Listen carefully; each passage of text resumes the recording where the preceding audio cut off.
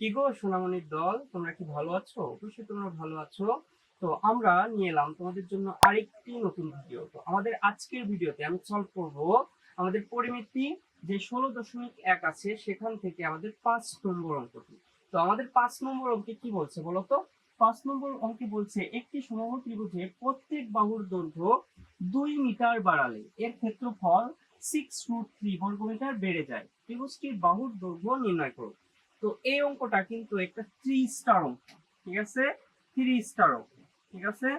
আমাদের 3 স্টার অঙ্ক, বুঝতে পারছো? তো এই যে আমি 3 স্টার দিলাম, এই অঙ্কটা কিন্তু প্রচুর পরিমাণে সৃজনশীল আসে, বা তোমাদের যেহেতু সংক্ষিপ্ত প্রশ্নগুলো আছে তার মধ্যেও থাকতে পারে। তো খুব ভালো করে তোমরা একটু দেখো। তো আমরা ফার্স্টে একটু মনে করি আমাদের যে সমবাহু ত্রিভুজের প্রত্যেক বাহুর দৈর্ঘ্য, মানে সমবাহু ত্রিভুজটা কি জানো তোমরা? একটু বেসিক নিয়ে নাও। যার প্রত্যেক বাহুর সমান, যেমন মনে করো এই একটা সমবাহু ত্রিভুজ, ঠিক আছে? যার প্রত্যেক বাহুই সমান, আমরা কি করলাম? এ বি সি একটি সমবাহু ত্রিভুজ আঁকলাম। বলছে একটি সমবাহু ত্রিভুজের প্রত্যেক বাহুর দৈর্ঘ্য, আমরা কি করব? প্রত্যেক বাহুর দৈর্ঘ্য আমরা 2 মিটার করে বাড়াই দিব, ঠিক আছে? আমরা 2 মিটার করে বাড়াই দিচ্ছি, ঠিক আছে? তো আমাদের ভিতরে একটা আর বাইরে একটা, ঠিক আছে? মনে করো আমাদের আদনান, ঠিক আছে, সে একটা বিয়ের দাওয়াত পাইছে, তাই না? তো সে বিয়ের দাওয়াত পাওয়ার পর সে 5 দিন আগের থেকে কিছুই খেলো না, ঠিক আছে? তো আদনান কি হয়ে গেল? চিকনা হয়ে গেল, তাই না? তখন সবাই ওকে ডাকতেছিল চিকনা আদনান। কিন্তু বিয়ের বাড়িতে গিয়ে মোরগ পোলাও খেয়ে, ঠিক আছে, তোমার খাসির গোস্ত খেয়ে, সব কিছু খেয়ে সে পেট এতটাই মোটা করে ফেললো যে তারপর থেকে তার নাম হয়ে গেল মোটা আদনান। তো মনে করো আগে ছিল যেরকম 2 মিটার বৃদ্ধি পেয়ে এই ত্রিভুজটাও খেয়ে খেয়ে কি হয়ে গেছে? এরকম হয়ে গেছে।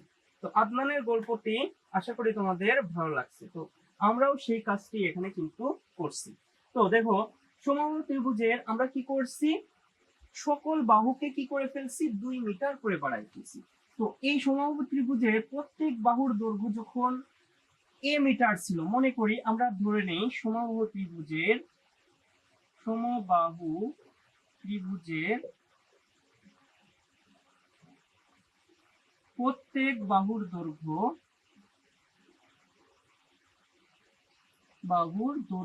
সমান এ, ঠিক আছে? মিটার। যখন সে বিয়ে বাড়িতে গিয়ে খেলো তখন কি হলো? তার দৈর্ঘ্য কি বেড়ে গেল? a+2 হয়ে গেল, তাই না? তাহলে আমরা তো সমবাহু ত্রিভুজের আমাদের ক্ষেত্রফল কি হবে বলতো? ক্ষেত্রফল আমরা জানি ক্ষেত্রফল সমান √3/4 a স্কয়ার বর্গ মিটার, ঠিক আছে? এটা কিন্তু সমবাহু ত্রিভুজের ক্ষেত্রফলের সূত্র। সবাই একটু একসাথে বলি, √3/4 a স্কয়ার বর্গ মিটার। তো এখন আমরা কি করতেছি? আদনান কি ছিল বলতো?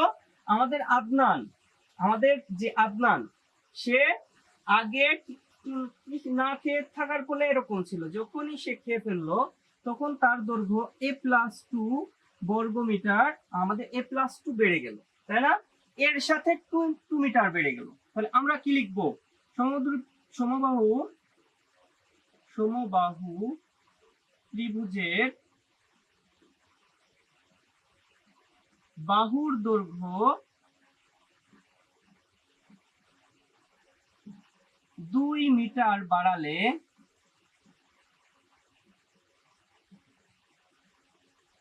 এর দৈর্ঘ্য কি হবে বলতো? আমাদের √3/4, সরি, আমরা a+2 মিটার হবে, তাই না? তো আমরা যখন সমবাহু ত্রিভুজের ক্ষেত্রফল বের করব, ক্ষেত্রফল কি হবে? √3/4 a+2 এর হোল স্কয়ার বর্গ মিটার, ঠিক আছে? আশা করি এইটুকু তোমরা খুব ভালো করে বুঝতে পারছো। এখন আমাদের পরেরটুকু আমরা পড়ি, যে 2 মিটার বাড়ালে এর ক্ষেত্রফল 6√3 বর্গ মিটার বেড়ে যায়।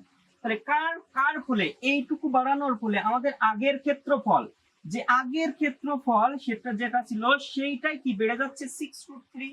তাহলে আমরা প্রশ্ন মতে কি লিখতে পারি, প্রশ্ন মতে আমরা কি লিখতে পারি বলতো, লিখতে পারি √3/4 a প্লাস 2 এর অল স্কয়ার সমান √3/4 a স্কয়ার প্লাস 6√3।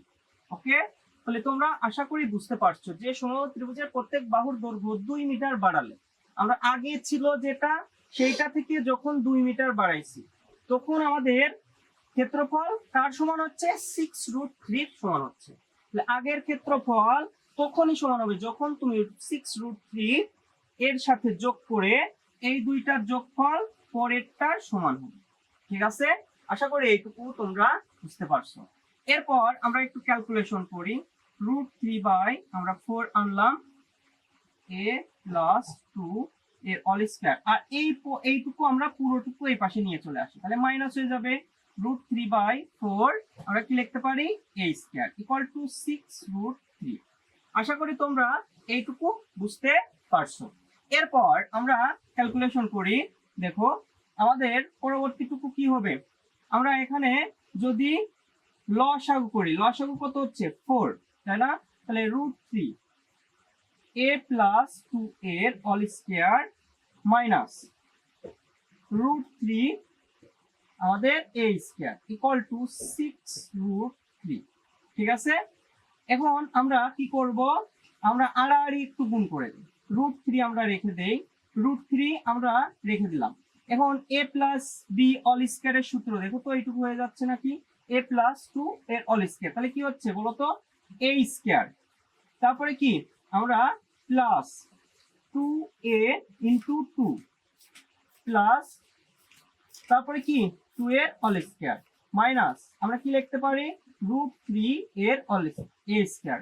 ঠিক আছে, আর আমরা এখানে 4 এর সাথে 6 গুণ করলে কত পাবো, আমরা 4 এর সাথে যদি 6 গুণ করি তাহলে আমরা পাচ্ছি যে 4 ছক 24√3।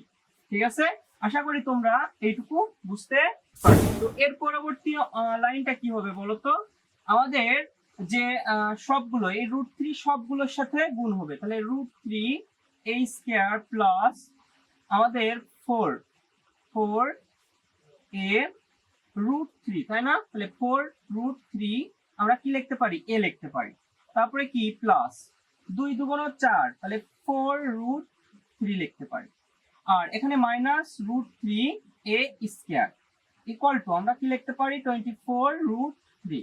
ঠিক আছে, এখন দেখো তো আমাদের √3 a স্কয়ার √3 a স্কয়ার আমাদের কাটা হয়ে গেল। তো এরপর আমরা কি করতে পারি, আমরা এখান থেকে দেখো আমরা √3 কমন নিয়ে নিতে পারি, তাহলে আমাদের কি পাচ্ছি 4a প্লাস আমরা কি পাচ্ছি 4 ইকুয়াল টু আমরা কি পাচ্ছি 24√3। এখন আমরা যদি √3 কে ভাগ করে দেই তাহলে আমরা এই √3 কি করতে পারতেছি, বাদ দিয়ে দিতে পারতেছি, তাই না? তাহলে আমরা কি লিখতে পারতেছি 4a প্লাস 4 ইকুয়াল টু 24।